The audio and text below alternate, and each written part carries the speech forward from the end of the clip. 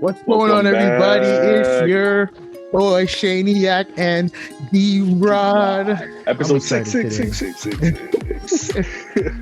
I'm excited today. There's a good episode we got for you guys today. Oh man, this is. I like how most of our content actually comes from like the internet on Twitter. I think it's better because a lot of people have probably seen it and are definitely thinking the same things as us. Oh yeah, it's y'all are gonna see what's gonna come from this. We got two different topics I think that we took from online that have had a lot of discussion, a lot of discourse between all of that.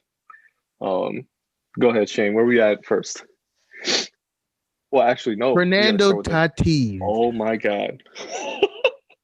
A rich man. My God. What? He's making buku bucks right now, bro. It is insane. It's insane. A rich man. 340. And the funny thing is, it's a team-friendly contract. 14 years. What's the opt-out is when? Like halfway through? It's like 6 or 7? They're gonna, if anything, they'll put the opt-out. I think like 4 or 5. Probably 6 or 7. So 4 years from now is when he hits free agency. He would have hit free agency. So they're probably going to put it 2 years, 3 years after that. So it's probably a 7-year guaranteed, like he has to play there. They'll have to look at Machado, Hosmer, and Myers' contracts too to see where that all lines up, because you don't want them all to dip at the same time, and then you got to pay all those guys again, or if they decide to stretch free agency, that's going to be rough. By that time, Machado's going to be an old man, so it's not really going to be a problem to them. True. Same with Hosmer. Eric Hosmer's not getting that money again. I can tell you that. He'll ask for it. He won't get it. No, not for the man who's not getting that again. Who's not going to bat higher than 5 in the lineup after last season. He's probably going to have to fight for it now. Dude, 14 years, $340 million. When I got that notification, I think my first instinct was to text you, of course. My dad was in the other room. So I immediately was like, oh my God, to sound off the alarm for, When I saw first initially looking at the contract, I'm like, oh my God, this is a bigger contract than Trout and Stanton. And of course it's not. Mm-hmm. But just the idea of a player that has only played maybe half a season on average for 2 years, for the last 2 years, counting because last year's was a COVID year and he played the entirety of it, but it was like half a season. It was 62 games, less than half. Dude, he's making, and because he's on the cover of MLB and he did the home run thing and he did the young superstar on the rise, he's got all that certified, like gold-plated, all of it. But that is a big contract. Like we'll leave it at that. That is a huge contract for we'll give a 1-year player, a player who's played for 1 season. I'm telling you, it's team friendly. AAV is like 24, 25. You know who makes that money? Run-of-the-mill, above average players make that money. That's true. And it helps that the MLB doesn't have the cap. So, average players are making good amounts of money. Okay, let me not say average, run-of-the-mill, but top tier, not elite. Like Bryce Harper is a top tier player. He should be elite when he's basically, it's basically the same contract. His is 13 years, 330. Tatis is 14 years, 340. 340. Yeah. So Tatis is probably making $3 less million a year. But if you look at it, it's kind of the same contract. Bryce Harper is elite. Let me not say he's not, but is he Mike Trout, Mookie Betts, Garrett Cole? He's not that level of player. No. They have similar contracts. By that stat, would you put Trevor Bauer in that combo now? Former Cy Young winner. Bauer is an opportunist, and I love it. Trevor Bauer does not deserve $40 million a year, but he got it because he won the Cy Young when everybody else was trash. He got it without Scott Boras, which is a feat in itself. And you think Scott Boras is going to allow him to sign that type of deal? Absolutely not. He would have had a he 10-year would have deal if it was known. up to Scott Boras. Scott Boras would have known, but also his his agent is ballsy. He's he had to fight for that, and I think he knew that. But more importantly, I think him and his agent knew the risk they were taking. They were like, "Go for it. You just won the Cy Young last year. No one did that last year. You posted a sub 2 ERA last year. Do it. Post up. Like put all your chips on the table. Like And it's smart. Go all in. It was smart. He got what he wanted. He went to the World Series champion from last year. He's probably gonna pitch maybe in the 2 spot in the rotation. Mm-mm. No, 3. Why not? 3. I think he'll pitch in 2. Who goes in 1? Walker Buehler's the opening day starter. He's 1. And Kershaw's sentimentals. Kershaw's going to get the number 2 spot. Off of sentimentality. They're going to do that. If anything, Kershaw might actually pitch opening day. Just because it's Kershaw. I get that. Remember, the Dodgers. I get the sentiment. They love Kershaw. I know exactly. that. And I think they can have fans in the seats. They will 100% be pitching Kershaw.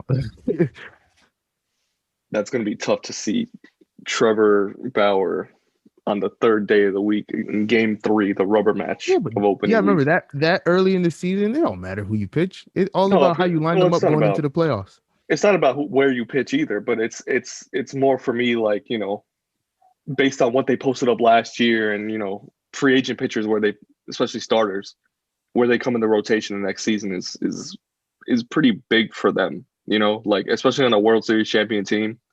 And for Trevor Bauer, who's got a mouth, who'll sound off on it, you know, like he'll probably be very vocal about, you know, if he gets a 3 spot, he might be happy with it, you know, obviously because he's on a new team that's paying him well, but I don't think he cares either. I could see him going like, I mean, I'm making my money. I can't be like upset about it, but the 3 spot, you know, he's got something to say about it.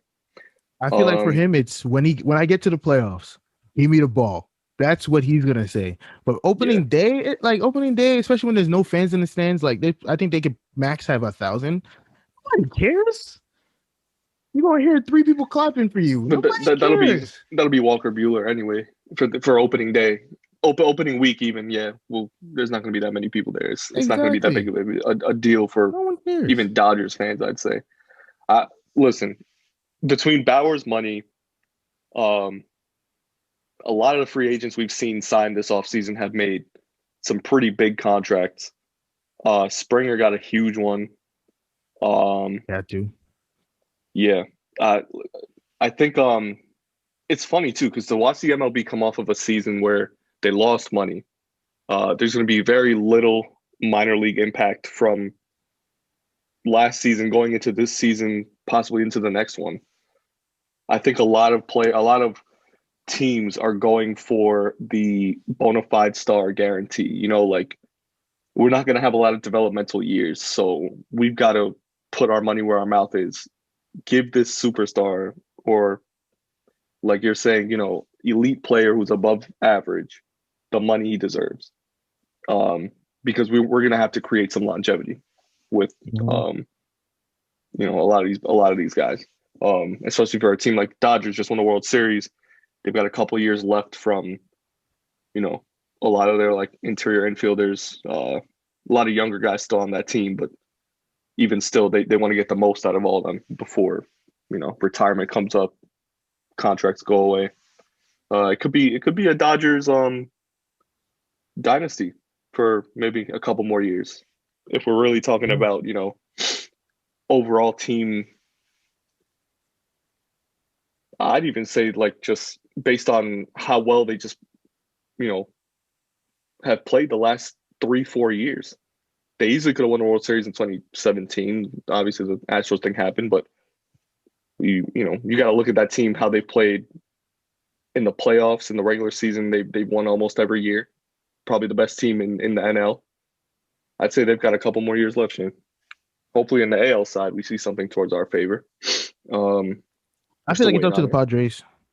If the Padres can make some noise with the rotation they have, if they can get their bullpen fixed, Dodgers, honestly, it's going to be a wash. Because if you look at the top stars, you have Tatis and Betts. Betts is better, clearly. But off of what they bring to their teams respectively, it's a wash. Mm-hmm. Then you have Machado and Bellinger. Mm-hmm.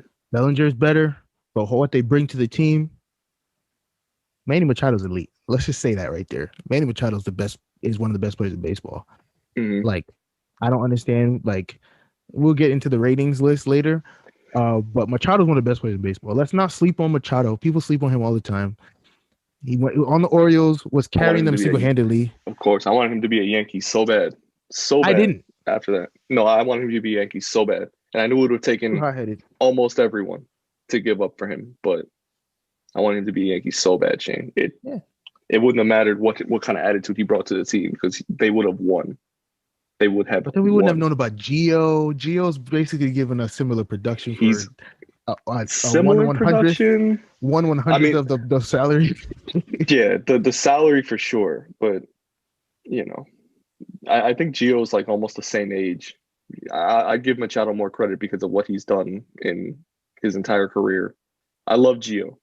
I wouldn't trade Gio at this point at all. But at the time, what was that, 2016, 17? No, 18. 18. Yeah, it was 18. When Machado was on the block, it was probably like still favor for Machado over other guys. At that time, I think we saw Andujar, and he was like even in question for the starting job next season. So there was a lot of flexibility in that. But yeah, like honestly, yeah. If I had to choose between the two teams, further like down the line, I'm gonna go with the Padres because they have the young talent for the next however many years. With the Dodgers, Kershaw's gonna retire soon. Betts is there forever. when Bellinger goes into free agency is when Bauer comes off the book. So they're gonna just give him all that money.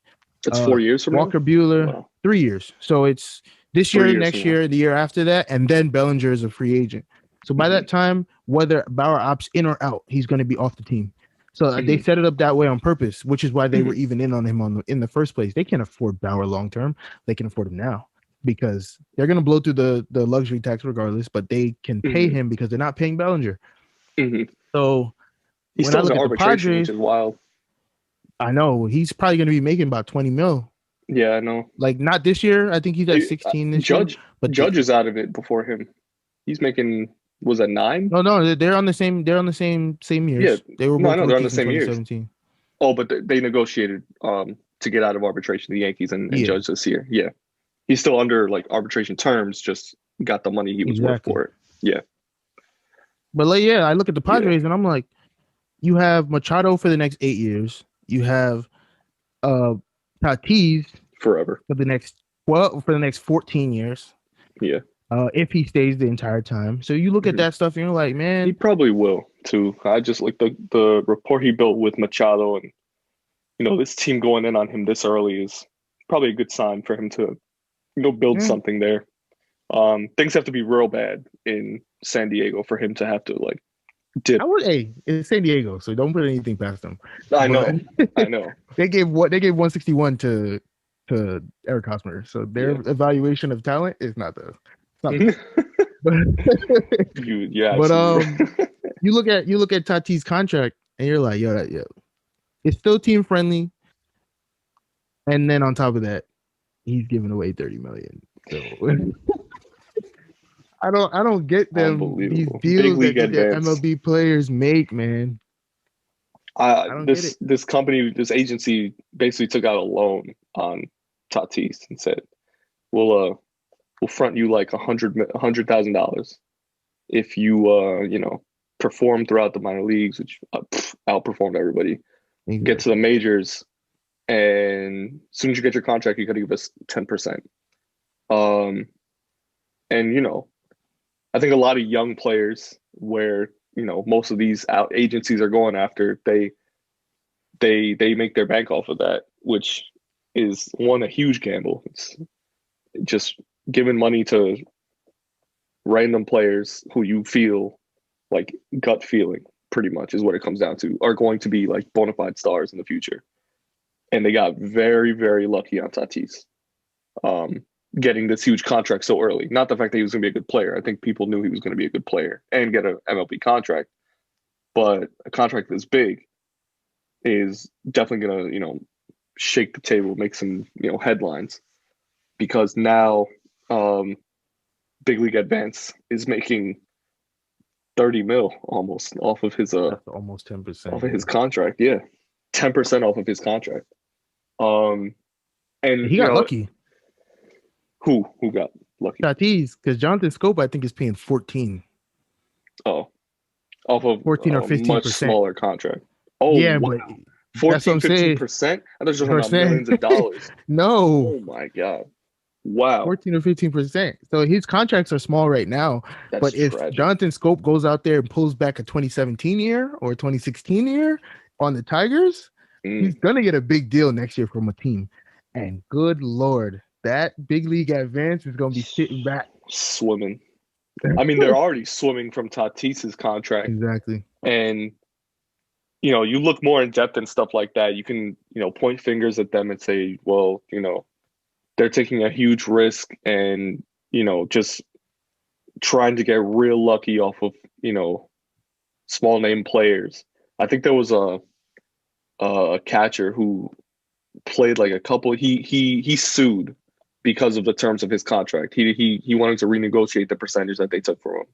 I think, he made it to the MLB, got a real small contract, and the baseball advantage people were going to be like, advanced people were going to be like, hey, we're going to take like 10% off of that or 12% off of that.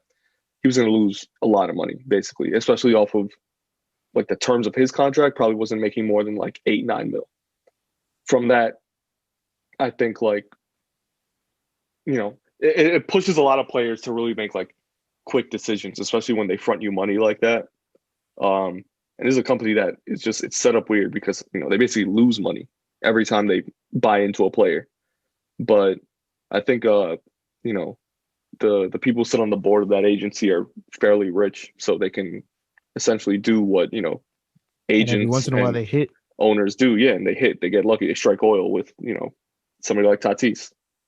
Even the smaller name players who make it to the MLB, they'll take a couple $100,000 off of that just to fund the next generation. Even Jonathan Scope, yeah, I think he's making 5 or 6 mil this year. Last year he made 4. So it's like you make 10% of that. That's 400,000 or 600,000. Yeah. And what do you do from that? Give that to the next guy. I know, the next generation, and who's next up, and that that's what they do. And the amounts of money they give is obviously it varies. You give $100,000 to somebody like Tatis because his dad played in the MLB. It's a pretty sure bet he's gonna make it. He's already almost a guarantee. They don't know that. Gonna get a contract.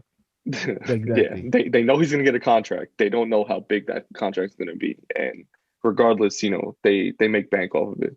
It's a weird setup, like there's a lot of players I think who get caught in stuff like that too, in a lot more disorganized like factions of those types of agencies.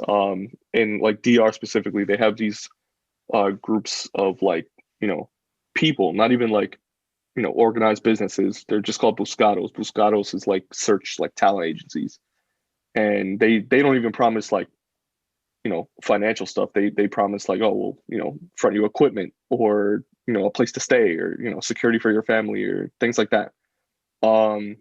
It comes down to player need, and at the time you're coming up out of a country like DR, or even players who come from like Cuba, Mexico.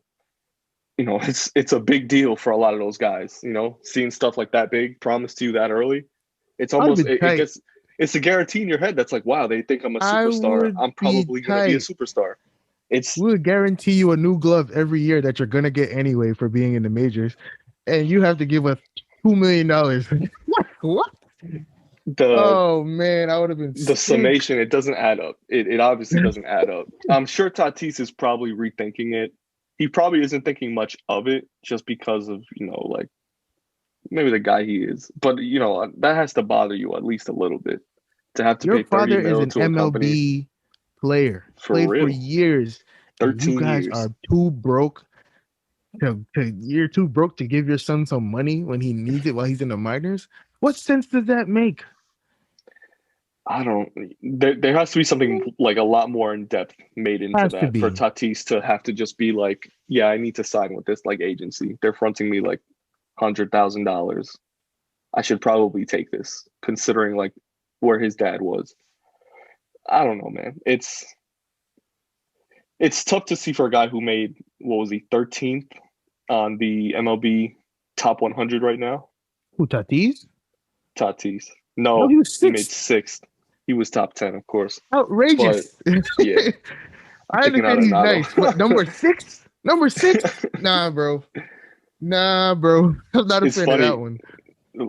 Dude. We were talking about this, and I brought up the point that the contract definitely bolstered that ranking. They And did. they come up with these rankings before that even happened. That contract came out this week. Yes. They had to Yes, have like that 2 list days down ago. already. They must have some real big insight on Fernando Tatis that nobody else has. Now, granted, he is probably one of the more fun baseball players to watch, if Oh, not the most easily the fun face of baseball player baseball. to watch. Easily the face of baseball. I Yeah. don't care. So Mike Trout, who's listen, that? they don't market him as the best player in baseball. So why would anybody think of that in that way unless you pay attention to his stats and things like that? Only 3 people get marketed as the best player in baseball. Tatis, Mhm, Bryce Harper, and mhm. Aaron Judge. And Those are the only 3 they've been guys. milking Bryce Harper for 10 years. Years. He Since came he up hit at that 500-foot bomb in Las like Vegas. 16 years old. Yeah. And they've been milking that for years, bro. It's time to give it up. The Because only 3. realistically, they could market a new player every year in the MLB. No. They Yes, got to they stick could. to one guy. Oh, but Stick to one good guy marketing, and then right? have a little bit lesser people. You That's got to. great marketing, Shane. That's What how does the NBA all do? MLBs, What does the all leagues NBA should do do? that. It's Bron every single day of the week. And then pushing this guy, pushing this guy, It's sprinkling a little Braun bit more Kobe, but sprinkling it's some Braun. MJ. It's Braun every single day of the week, of course. And I think the NBA now realizes that. But in a lot of the smaller market teams outside of New York, LA, we'll even give Chicago as a larger market for basketball now. Miami too. Teams like New Orleans. How many times have we seen Zion's name since he was in high school? How many times have we heard John That Morant's wasn't name NBA though. since he That was was coming in social from? media.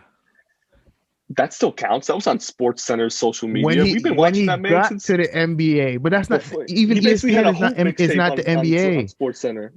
But that's not the But the NBA. I'm NBA, talking about the they actual know he's going NBA. to the NBA. That he got drafted 1 overall because they knew he was the best player in college basketball back in 2019, and they knew he was going to be the best player coming in as the rookie class that year.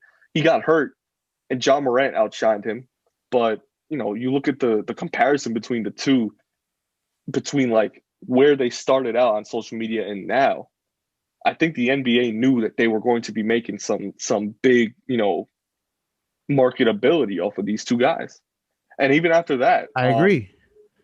not actually, I wouldn't even say after that because I can't name any of the other rookies from this past year who are really making names right now. LaMelo Ball, it's LaMelo, but that comes from Big Baller Brand. See, now that isn't all just NBA hype. Like Big Baller Brand was. But we're making it's semantics. We're making the same point.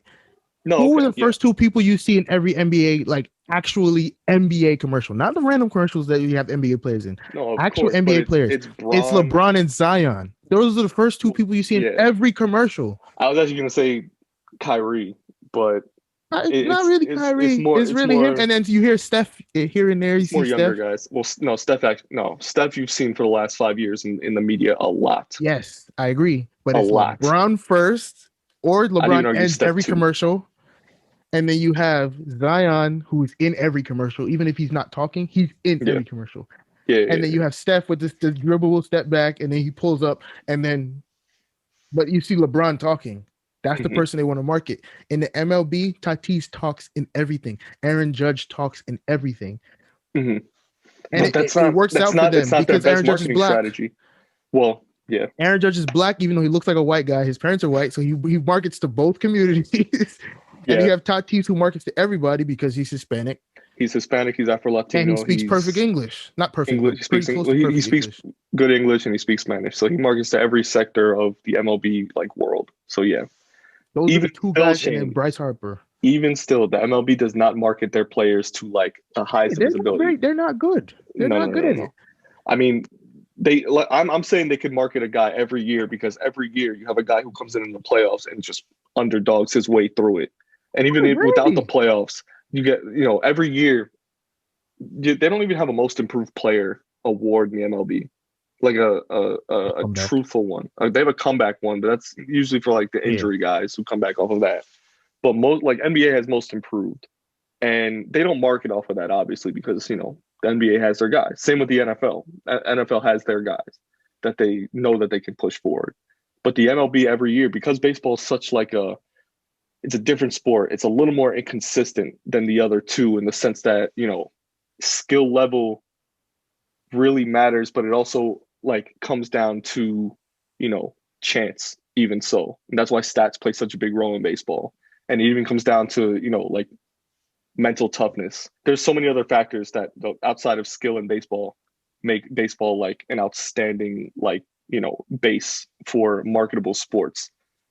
Every year you can have a guy like, why didn't the MLB market players like Gleyber Torres, young guys who have surging young seasons? They could though, and plays in a big market. Why didn't they market players like, I'd even give like Christian Yelich, like he's still one of the top players in baseball. Because he's not in a big market. But even still, they could. Zion's not in a big market. That's what I'm saying. They should. I agree. They should. So, okay. So, yeah. So we're making this, yeah. Regardless of it, bringing that all back in terms of the MLB 100 list, I think we looked at this list and we saw the top maybe like 20 outside of Tatis as fairly like evenly placed. Because like you said, it comes down to stats from the last 2 years and potential like forecasts for the 2 years after that. But for a player who's only played 1 year, Fernando Tatis being ranked at 6, you don't see that happening. I agree. Going forward, he's in a good spot. Going forward, yeah. But off of what he did, nah. There's question behind that. He didn't even make it through the year. The first half of 2020, he was elite. That second half, he fell off, which is why he didn't win Rookie of the Year. Mm-hmm. Who won Rookie of the Year again? Guy on the Brewers. Young guy. Oh, Devin Williams. Yeah. The reliever. You see my point? And Devin Williams on this list. Where is Devin Williams on the list? He's not even 59. There. Whoa, he is? He's on the list? 59. He's 59. Oh my God. Shane, I did not pay attention to this last time. Devin Williams, his ERA was like 0.6 this year. Yeah. That means he gave up like 1 run, 2 runs the entire year. And you're telling me he's rated 59 and Tatis is 6th? Pitched 22 games. He had a better year than Tatis. Technically. Because he won Rookie of the Year and Tatis didn't. And Tatis played a lot more than he did. I can tell you that. Well, considering he played 22 because he only pitched. But I don't know, dog. Wow, he was ranked 59 on that list. Like, I'm not opposed to Tatis being high up on the list.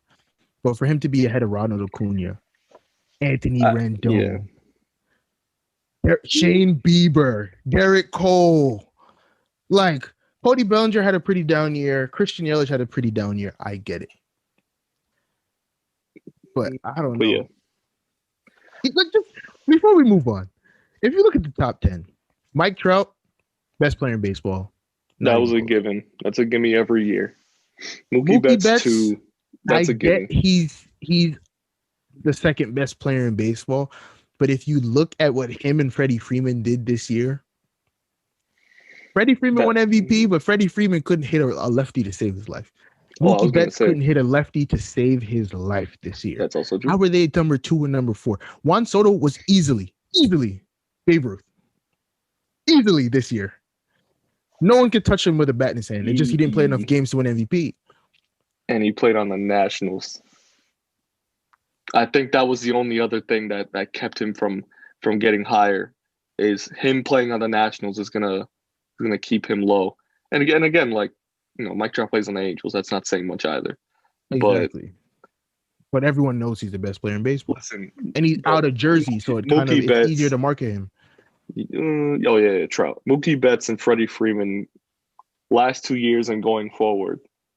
Compared to Soto, I'd still take Betts, but Freeman. No, I'm taking Betts. Don't get me wrong, but I think Soto could be above Freeman. Soto should definitely be above exactly Freeman. My point. Yeah, and he won MLB. He won MVP last year, so that's where that's coming from again.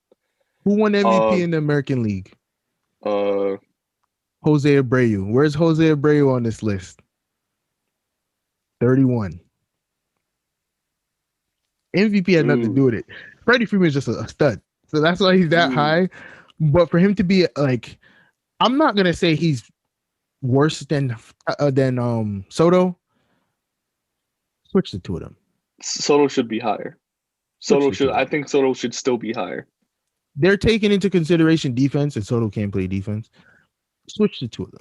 Yeah, but Freeman plays first base. He touches the ball every game. 5. He touches the ball. That's why they're taking into consideration defense, because he's actually really good at first base. But he also touches the ball every play. The ball's got to go there to get the out most of the time. That's not taking away anything from his defense. I like actually the amount of pitchers that they've got. At least top 25. Keep that at the last guy. Who's the last? No. Xander Bogaerts is not the 25th best player in the league. Get him out of here. He's not there. No, there should be. Okay, I retract my statement from before. There should be more pitchers in at least the top 20, maybe the top 25. Because the last 2 years, if we all remember correctly, they had to adjust the baseball, which they openly admitted this year so that they could get more live action. The pitchers were dominating. And I know there's stuff that goes into that with the mound and whatever. Aside from all of that, it's just off of that whole exit velo crap. It's so stupid. Yeah, launch angle, exit velo. Everybody wants the ball down in the zone so that they can lift it. Dominated the last 2 years, if we all remember correctly, because everyone's ERA, especially the Cy Young winners, were either 2 or lower, considering this season. I don't see why they only play max 30 games because they pitch every 4 or 5 days, whatever games. If the list, I guess, included more of the pitchers who where's oh my god, how am I forgetting names? Where's guy on the Rays from last year? They pulled Blake Snell. Snell's 80. He was horrible last year. 80? Yeah, he was horrible. Blake Snell's ERA was 5. He was pretty bad. No, he was great in the postseason. His ERA in the regular season was 4.6. He was bad during the regular season. 2020, he had 3.24. Yes, it was 3.24. I thought it was in the 4s. 3.24 off of 2026 6 games. Well, that's probably why he's rated so low. He didn't play. No. 11 games. 11 games. Yeah. All right. So it's mostly postseason stats. You know what? I agree. Pitchers could be rated higher, but what I'm going to take from this list is that the last half of it, maybe 3/4 of it, was fairly random to me. They took all of the big names first, obviously, and there's probably 25 big names, spread them out from each team or so. The other half is kind of okay, we'll get these players a little in there, out there, in there, out there. I would have liked to see, I think, more pitchers from the last 2 years. Going forward, it'll probably be a little different. They're all in the lower half of the list, though. Yeah, but I feel they should have been a lot higher. Yeah, there's pitchers could have been at least top 50. In the top 20, there's 3 in the top 20. DeGrom. Yeah, there's only 3. DeGrom, Garrett Cole and Shane Bieber. And then after that, in the next 80, there's 25. There's a lot of them. Actually, maybe not. No, there's a lot less than 25. 1, 2, 3.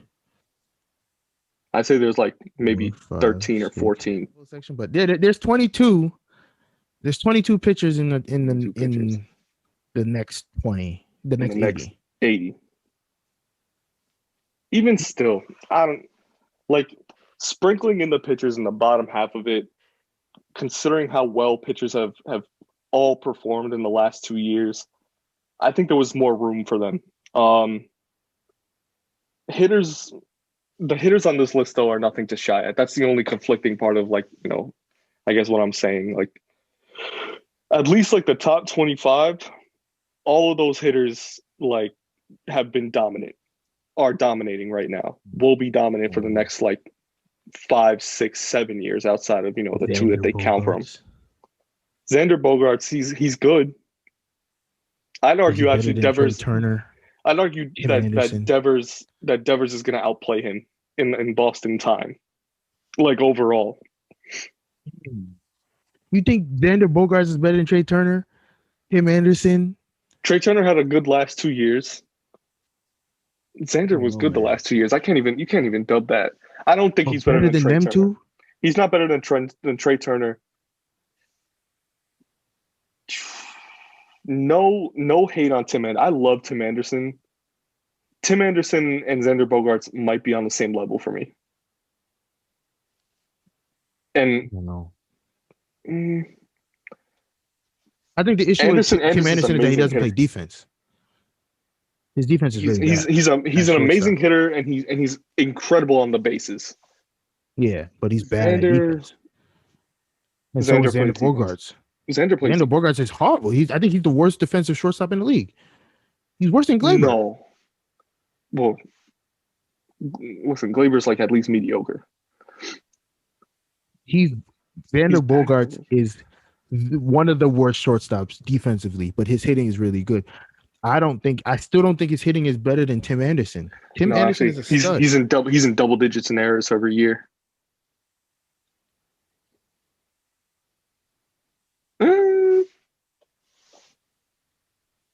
Where's the hitting? I'm looking at the hitting, the fielding stats. I think he was like negative 11 defensive run saves, and that's bad as a shortstop. Who Xander or Tim Anderson? Xander. Tim Anderson's not far behind, but Xander I think is really bad. Tim Anderson might be worse. If that's the case, then I get why they put him that low, but I feel like Xander Bogaerts is worse. In 2019, I'm going to look at their 2019 because 2020 is an off year. 2019, Anderson made 26 errors. Year before he made 20. Year before he made 28. Xander's not been that much better. He made 13, 10, 17. Listen, Okay, then I get why. I get it. I'm still going to keep them on the same level. I think Turner should be higher. Once I'm starting to realize like 1 spot, 2 spot difference,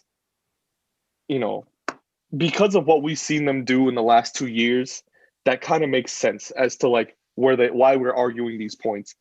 In the next couple of years, Anderson will be higher.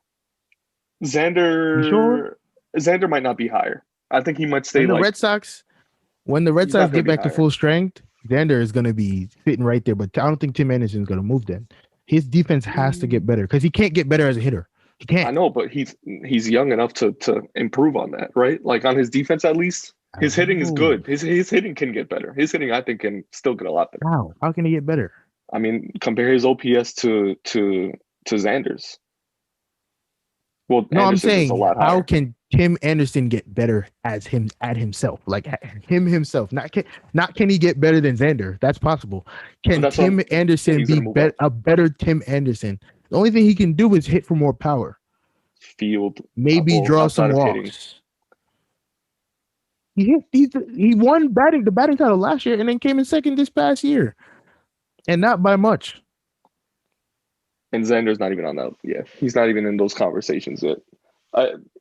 Okay, but wouldn't that warrant? But wouldn't that still warrant that Anderson goes higher in the next couple of years if his hitting stays this consistent? I mean, obviously, down is worse. His defense has to improve. But that green monster is like pepper to Xander Bogaerts. That's all he does. Hit the wall, hit pop fly. Double. Hit the wall, double. Exactly. All right, let's look at the Yankees on this list. Go ahead. Yeah. Because you think they're in good spots? You know what? I was going to argue some of their spots. I don't want to anymore, only because neither. Cole, top 10 player. He's 11. You look at the guys ahead of him. Fine. But the last 2 years, even still, it bothers me a little bit to say 11 is okay for Cole. He'll move up. It is. Where else can he go? If you go off for just 2020, he should be. Well, 6. that's not the for just 2020. How about 2019? He posted like a just above like 2 and change ERA. He should have probably had the Cy Young above Verlander. But look at the players ahead of him. They were all better than him in 2019. Still. But I'm talking about 2020.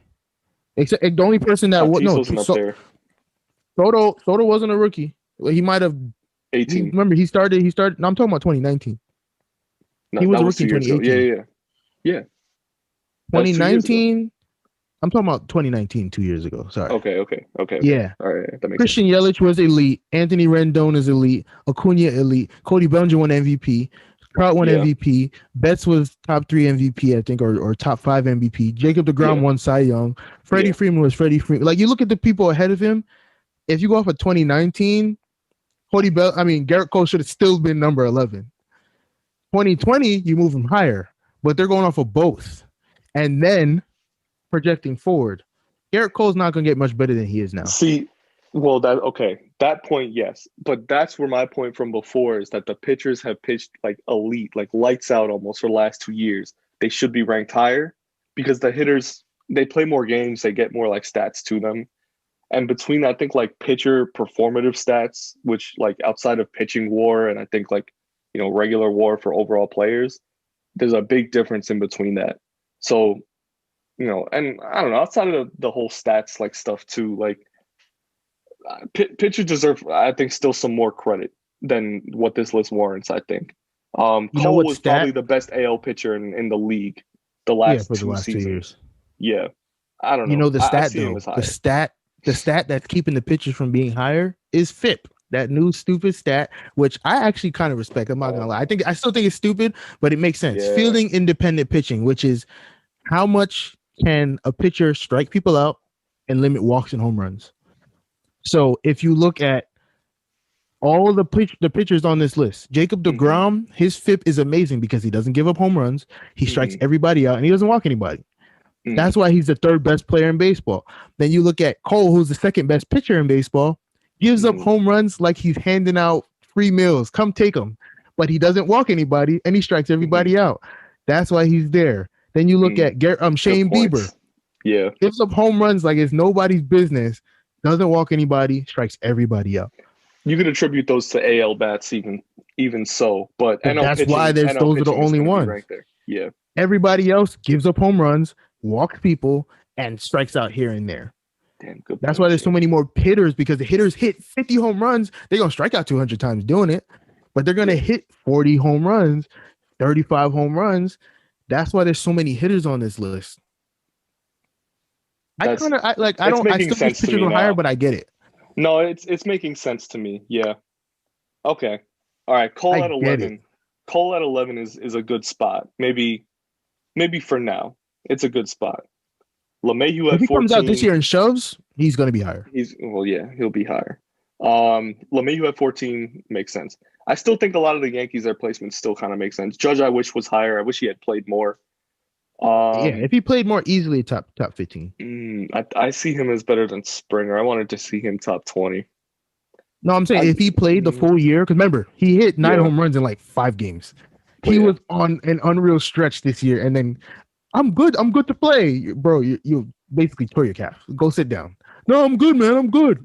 It's stressful to watch him come back every year, and not that he promises it, but Yankees fans just get their hopes real high up for him to be 162. He'll never play the full 162 for us. He might becoming more and more apparent. I wouldn't even stretch him. If I'm Aaron Boone, I wouldn't let him play more than 140 tops. I'd sit him a couple games just to give him the breathers. But how many of those games do you think he comes in as a pinch hitter? That's why I'm saying he's going to get pretty close to 162. If he's healthy this whole year, he's going to get pretty close. I mean, considering how often Yankees use pitch hitters, but that's aside from that. Judge probably makes sense considering he's been hurt most of the couple years he's played. After that, they kind of sprinkle him in. Is Voit the one after? Yeah, he's 41. After he's 41. That's a good spot for him. AL home run champ, but yeah. After him, you have Is Glaber Gleiber. Yeah. 64. 264? That's Uh, off of the list that's there. Off of 2020, that's a good spot for him because he was pretty bad, but then 2019 he was elite. So 64 is not he was bad. also hurt last year. I guess he played. He Yeah, didn't he hit had to his his moments. Yeah. potential. I think he had his lower year in hitting. Mhm. He was hurt, but this year I think he comes back full strength. He's somebody I'd play the full 162 Gleyber Torres because Yeah. he has that. He could bring it every single game he plays. Same with the next guy on that list, 78 Gio. Gio, I'd play him the Yeah. full. I'd play him He's not. 262 He's games. hurt now. I know he's hurt right now, but So I would he's still probably want gonna him miss the playing. first 10 games. What does he have? Is that foot? Loose bodies in his elbow. Oh, So they had the surgery for that. He's already throwing, but it's gonna take at least okay. like 2 months or a month He'll or a probably month sit and a out. half or something like that. He'll probably sit out spring training, come back like Most week of after it, opening day. Yeah. Stanton 97. Great season last year. Hurt a lot. It's good considering the year he pretty much carried us last year. Like You mean 20? No, he carried us COVID 2018. season. No, Stanton didn't play COVID season. He played like 3 games. He was hurt regular season. No, you know what I'm remembering? He carried us in the playoffs. The first week he had like monster, like almost MVP in the playoffs stats. The first week of the COVID season. No, when we played the Nationals the first week. No. Yes. Look that up. No, dude. I looked that one up, bro. Stanton. I'm going on Baseball Reference right now.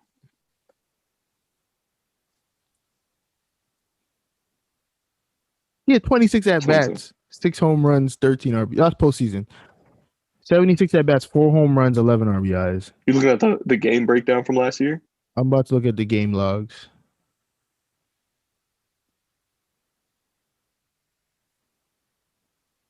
He had 2 home runs in the first week of the season. Oh, was this the first 2 games against the Nationals? Yeah, and then after that, he was non-existent. So he did not carry his last season. He had 3 hits against Baltimore, but who doesn't? So, and he didn't play again until it was like the week before the postseason, late August. Yeah, he didn't play until August. Yeah. August. No, he played in August the first couple games, and then he didn't play again until September 15th. Oh my God! Wow. So then, okay, he did. He should Stanton be on this list. I'll give you that. So then, should Stanton be on this list? Yeah. But 2018 was 3 years ago. They're projecting forward. Yeah, that's why he's 97. He's hurt, I think, a lot. He's doing yoga. He's doing yoga now. On. He's going to be pliable. He's not Tom Brady. He's not going to. He's got to be doing yoga for like 7 years straight. What were his injuries? Almost all of his injuries were strained hamstring because he doesn't know how to stretch. If he's doing yoga correctly, his hamstring's gonna be loose and all over the place. He's gonna be out here. Dude, pliability is based on like consistency and like how long you do it. That's why Tom Brady's playing at 43. He's been doing pliability training since like 2012? I don't even know. You gotta remember who the new trainer is. Not the trainer, the head trainer or whatever the guy is on the Yankees. Kreese. I think that's his name. Mm-hmm. He took over the job 2020, but with the COVID season, he didn't get to implement his plan until the postseason. So now he has the full off season to get these guys in shape. He has Judge and Stanton and probably Voit a little bit doing yoga. Dude. You gotta remember, Stanton runs like his hamstrings are holding him back.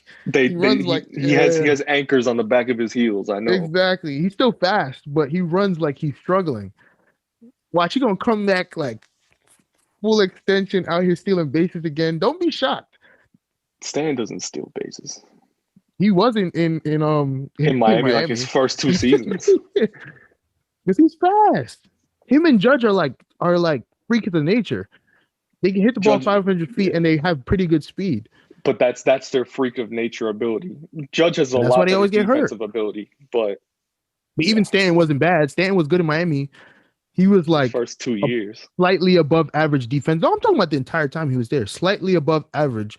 The issue was, like you said, that man gets hurt looking at the baseball field, walking up the stairs to the dugout, hamstring.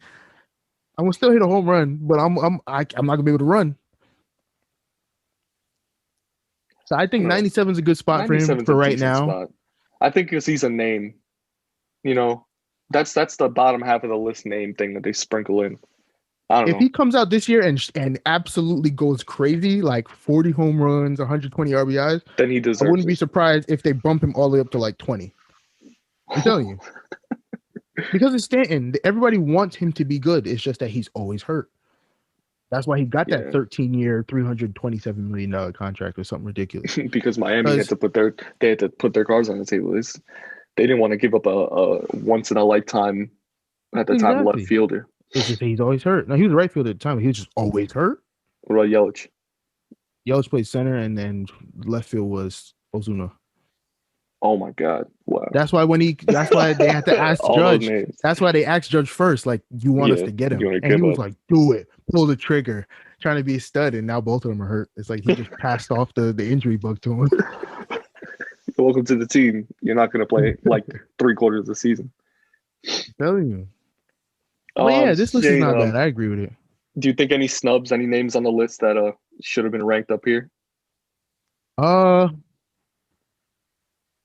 It's not saying much considering there's 100 people on this list. I think Josh Hader should be higher. I don't think anybody really was snubbed. I just think Josh Hader should be higher. Wait. Where's Charlie Morton? Is he on this list?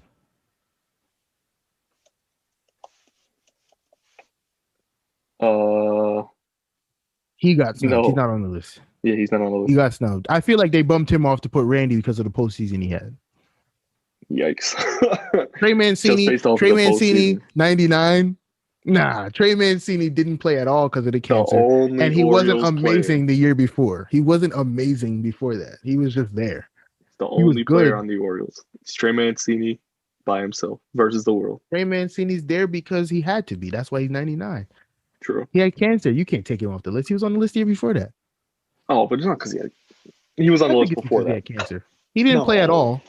And the year before that, he wasn't great. He was good.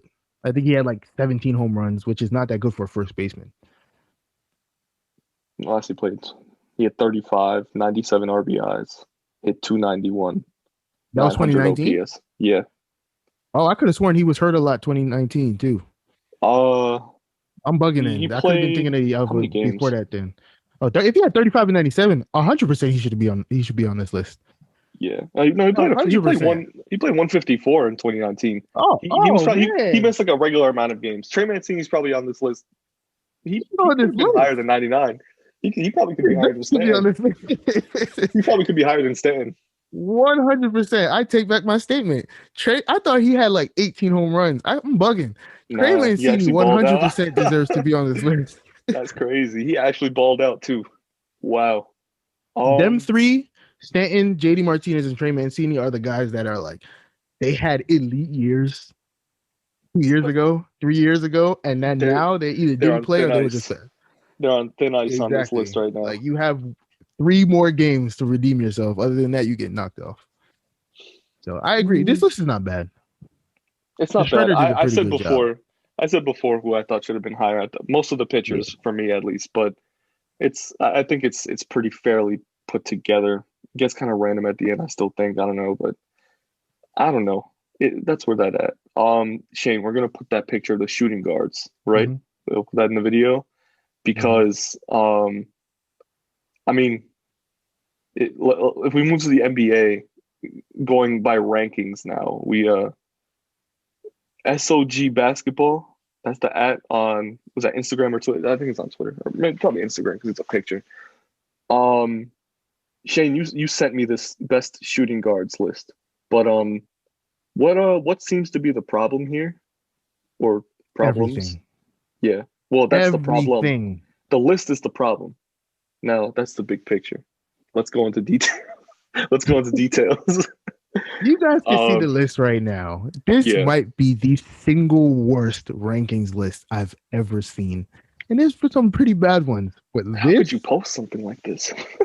This is historically bad. Historically bad. Hold on.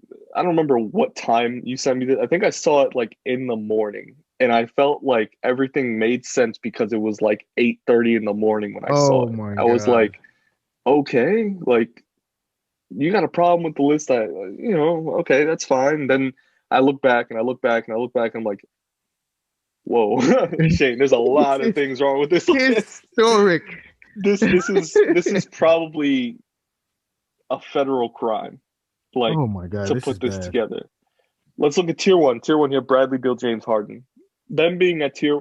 Should we even start at the Yeah, top? Let's start at the top. They're tier they one. We deserve know to be that. the top. Obviously, it's obvious, especially because of this season and the numbers they've been put up. Doesn't matter. They deserve tier one. Yeah. Now there Tier should be two. some other people there We'll get there. who We'll are get there. We'll get there. who are We'll not get there. named. Tier two, Shane. Tier two. They deserve to be tier two. SGA, Zach LaVine, and SGA, Zach Jalen LaVine, Brown. Jalen Brown. Yeah, that's All tier in. two. Yeah, Leave them there. especially because they're like about to be franchise players in their respective Exactly. teams. Maybe Tatum more so than Brown, but still a major factor, especially this year. Tier three is where it starts. Tier three is when it starts to get historic. Yeah, Historically bad take. it's like a drop off, but it's like you fell off a cliff and there's like a void, like you fell into the Oh abyss. my god. After tier two, this list should not have been posted. It's bad. Monte Morris, Monty, point guard. He plays the two a lot. Point guard. No. he's not even Take him tier off. three. He's not even a tier three. Even if he was a shooting guard, he's not even a tier three. No. Not even there. No. Fred VanVleet. Point guard. 6 feet tall, shooting guard. Fred VanVleet. Point guard. Okay. What is he doing on this list? I don't know. Then you have Devin Booker, who's arguably the best player on this list. No shit. Arguably. He's tier three. The list says he's tier three. Devin arguably the best player on this list. Arguably. If of course, you're going to pick James Harden over him. We would have had like blocked videos for the rest of our podcast career. God. Devin Booker tier three. But it gets worse because who's right after him, Shane? Then you have Spider, Donovan Mitchell out of New York. Tier three? The best player on the best team in basketball? Dropping elite numbers? Possibly the MVP.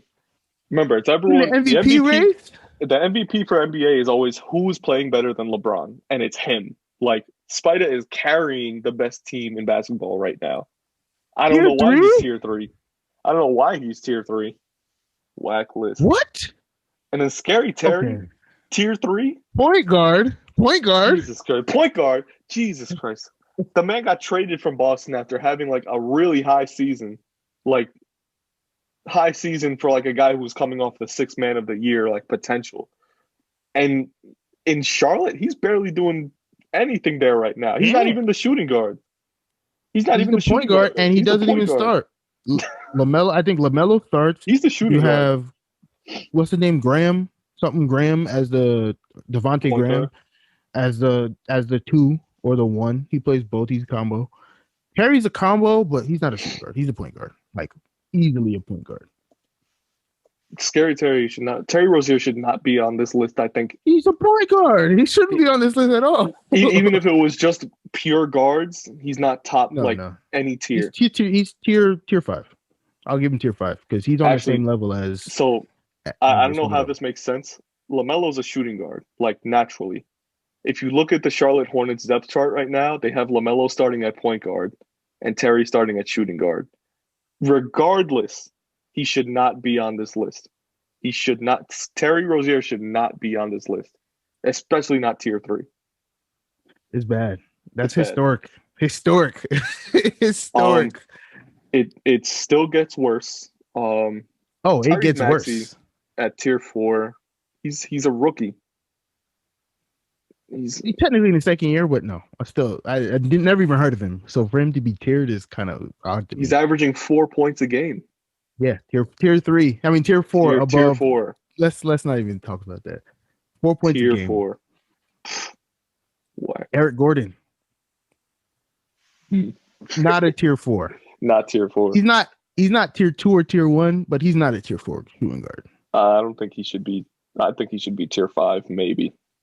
You think tier 5? You think he's worse than tier 4? Oh man. I look at where he's played the last 2 seasons in Houston, and just that man has been chucking bricks. I'm sorry.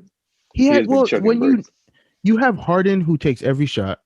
That's the You biggest have factor there. And then he played with Westbrook the last year as well. You know, like there's not I much think to say he's higher about it. than that. You got to go off of the games where he played by himself. Yeah, you mentioned that. The Rockets didn't really drop off when Harden and Westbrook were out because Eric Gordon was out there dropping 50 points easy. He was showing out, and I know his defense is still like elite. It's there. It's there. It's not amazing anymore, but it's there. I don't think he's tier 4, just in my opinion. I think to be a tier 4, you at least have to have. I mean, again, you look at the comparison of who else is on tier 4. It's hard to say, where anyone else belongs lower than 2. Because you gotta look at in tier 5. You think he's on the same level as the guys in tier 5? No, he's better than them. Except for the guys that shouldn't be in tier 5. Well, yeah, Eric Gordon is better than the guys who should be in tier 5. Who's in the first part of tier 5? That's Laurie McConnon, right? That's Kevin Huerter on the Hawks. Oh, Huerter on the Hawks. And then Lou Will. No, let's finish tier 4. Forget the tier 5. I know. Okay, so tier 4. After him, it's you got what's the name? Gordon. Hamidou Diallo on the guy who won the dunk contest like 3 years ago. Tier 4. He's in the right spot. If anything, he should be tier 5. He's not good. He's just not bad. Victor Oladipo. You got Oladipo. Dog. One of the best defensive shooting guards in the league. Can lock up your 2 or your 3. And he can score 25 a game. He must think he's still hurt or something, like, to be in tier 4. I don't know why he's there. He should be at least like tier 3. 2. I'd put him at 2. He's better than Zach LaVine, I can tell you that. Yeah, he's better than Zach LaVine. He's not better than Jaylen Brown right now, but he's better than Zach LaVine and SGA. And he's probably one of the best players on the Rockets right now, too, even though he's coming off a hurt season. On paper, he is the best player on the Rockets. On paper. I think, on paper, it's probably John Wall, but him overall, I think, as a player. John Wall been out 2 years. Yeah, but he's balling. John Wall has to prove himself. Yeah, he's proven himself now. But I'm saying on paper, if you look at that team, who was taking the last shot of the game? Oladipo. Yeah. No, I'll give you that. It's probably Oladipo. I wouldn't trust Oladipo with the last shot of that game. You wouldn't trust him, but you're not gonna trust John Wall either. No. I would trust Oladipo more than Wall. It's the argument. Yeah. And then you got Andrew Wiggins, small forward. Yeah, nice shooting guard. Combo guard. He's one. He shouldn't be on the list, but also he'll be tier 5 if he plays guard. Oh no! If he plays shooting guard, he's gonna be tier 2. Oh no! You're wilding. No! You're wilding. Tier 2. Andrew Wiggins, if he was a 2 guard in the league today, he would be tier 2. The same Andrew Wiggins. The same Andrew Wiggins. Andrew Wiggins. The only thing on Golden State right now. Yes, the only thing wrong with Andrew Wiggins is that half the time he don't want to play basketball. Is that not enough to not put him at No, tier 2? You gotta go off of talent. He's easily a top 6 player on his list, talent wise. I think after his first 2 seasons, people thought that. I don't think people think about that about Andrew People Wiggins still think anymore. that now. Why you think the Warriors traded for him? Oh, because they were hoping to get another decent scorer who's actually Andrew Wiggins could drop 25 a game if he wasn't on the Warriors. If he was back on the T-Wolves when it was just him and Cat, he would be dropping 25 a game right now. And he would have pressure because Anthony Edwards is competition now. So Andrew Wiggins would be out there balling out.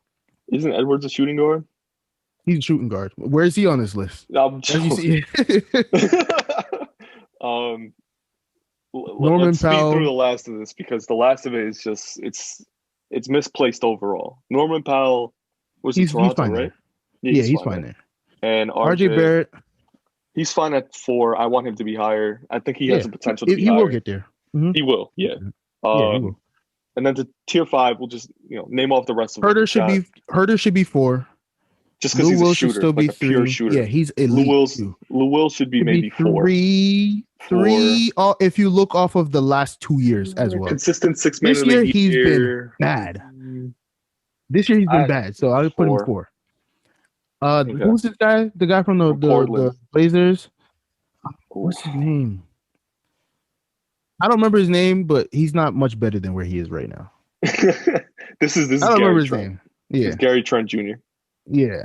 Dylan Dylan Brooks. fine where he is. Yeah. All right. Dylan Brooks. He's He fine could where be he 4, is. but he's fine where he is. Buddy Hield is 3. Especially after this year. That first of all, he started out where? In NOLA? And they got traded, I think, to Sacramento. And the first year, I think, in Sacramento, they were like, this man is on his downward trend. Like, he's going to be out of the league in the next, couple of years. And he lit up all of 2018, 2019. And this year, he's lighting up right now, too. He should probably be here, 3, probably moving into 2 because of how well he's playing right now. Terrence Ross. Wow, he cooked the Knicks the other night. My God. He could probably be He's tier still 1. nice. They made him look like tier 1, damn it. Trash. He's nice, but he could score he could score inconsistent. But he plays on the Magic. He doesn't handle the ball there. It's either he's tier 1 or he's tier 5. There's no in between with Terrence Ross. Either he's cooking you for 35 or he's on the bench. There's literally no in between with Terrence Ross. So it's I would put him tier 3 maybe just off of potential, but he's too late for potential. He's 30. Nah, he's old. I'd keep him 5. 5 is where I think he could be equal, average of all his seasons where he's gonna go forward. He'll stay at 5 forever. DeLon Wright? Is that DeLon Wright? I can't really do. Yeah. Okay. Detroit, right? Yeah, Detroit. Yeah. Is he a shooting guard? I thought he was a point guard. He got drafted as a point guard, I know for sure. But combo. he's 6'7". So it makes sense that they kind of so I'll leave him there, tier 5. That's tier 5. Don't even name the third best point guard on the Knicks. Well, once again, third best point guard on the Knicks. Point guard. But Tibbs still finds ways to sub him in for 25 minutes a game. He's elite defensively. Yeah, and that's all Tibbs cares about. Garbo. He locked down John Wall. Was it John Wall? Yeah, with John Wall. And that was bad. Ago. And he hasn't locked anyone down since. He couldn't find the key. He couldn't lock a door from the inside at this point in the season. And then last on this list is Seth Curry. He could probably be tier 3 after this season. Yeah. Off of any season, he's pretty good. He hasn't played enough, I think. He gets pushed around so much. I don't think I see him play enough. He's small, but he should technically be a point guard, but they play him as 2 because he's I'll not tell you that what, he good isn't. He's not the other Curry. He's not even his father. He's living up to his name and more, especially after this season. In Philly needed a shooter for so long, and for so long they kept going back to JJ Redick, and he's still now, isn't he? No, I think he's on the Pelicans. He's still on the Pels? Yeah. He might be. I think they're trying to buy him out, and then he might go back to this Philly. Because they need shooters. They have no shooters. It's just Seth. They have him and Danny Green, and Danny Green's been shooting like he was for the last 2 years, maybe a year and a half. Notable names that are missing on this list, Shane. Do you want to? Let's start with the worst name off the list of people that were forgotten. Karis LeVert. Where's Karis LeVert? Yeah, he's not there. I'll tell you that much. And I can tell you, Karis LeVert is better than everyone in tier 3 and you're tier 4. I would put him at 3. He's easily probably 3. Deserves a 2. Probably deserves a 2. He'll be a 2, but right now, tier 3. Right now. Yeah. Okay. Who's next? DeRozan. Where's DeRozan? Should be 2. Based on how well he played in Toronto and how much he's cooking right now in San Antonio too, he could be like a 2 or 1. I know any team would want DeMar DeRozan right now, especially because he's a shooting guard. They don't even have him on the list. We're not referencing the list for anything, obviously, but he should be on a shooting guard list. He was one of the first people that came to mind when I thought of shooting guards. So, Okay. Hello, Klay Thompson. Where's Klay Thompson? I understand he's hurt. Bro, Where's Klay Thompson? easily a tier 1. Hurt Klay Thompson with a torn ACL. I mean, a torn Achilles. Torn Achilles and ACL. Still better. With the torn Achilles, is still better than everyone in tier 4 and tier 5. That man, he hit free throws on a torn Achilles. That automatically puts him at tier 1. Automatically. Give him a knee brace. Tape up his ankle. Give him the ball and tell him to shoot from the corner. And he's still better than everyone in tier 4 and tier 5.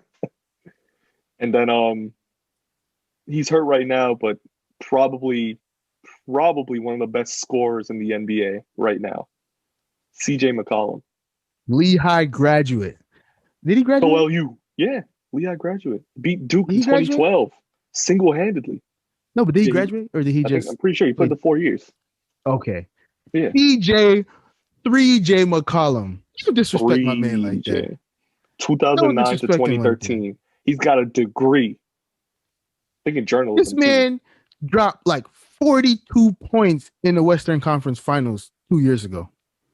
And he was cooking in the bubble. When Dame wasn't shooting from the logo and dropping just, oh my God. Like he was shooting a tennis ball into the ocean. My God. CJ McCollum was hitting everything else. Everything.